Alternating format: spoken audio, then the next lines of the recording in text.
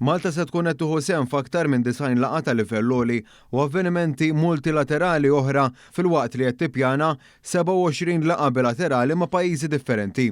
Dawn l-appuntamenti għal pajjiżna ħarġu mid-79 sessjoni tal-ġimgħa ta' livell għoli tal-Unga u li attenda għaliha deputat Prim Ministru u Ministru għall-Affarijiet Barranin Ian Burge. B'hekk pajjiżna se jkompli jimraħ fuq livell diplomatiku kif id-diplomatiċi Maltin se jkunu qegħdin jaħdmu ma' diplomatiċi differenti minn 4 kontinenti differenti.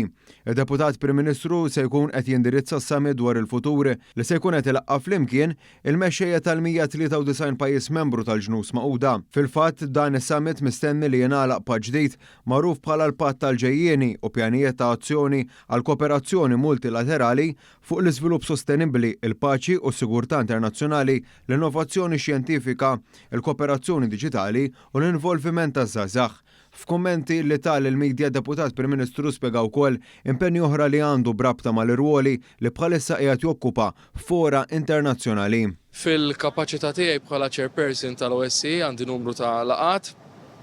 Infakkar ukoll illi Malta għadha isservi fil-Kunsill tas-Sigurtà.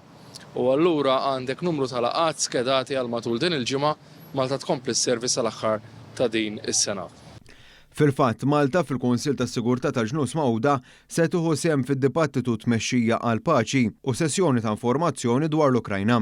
Il-qofol ta' din il-ġimgħa se jkun qed jintlaħaq bl-Assembleja Ġenerali tal-Ġnus Magħquda li se ġorri t-tema biex ħadd ma jibqa' lura naħdmu flimkien għal paċi, l-iżvilupp sostenibbli u d-dinjità umana l-ġenerazzjonijiet tal-lum u tal-ġejjieni.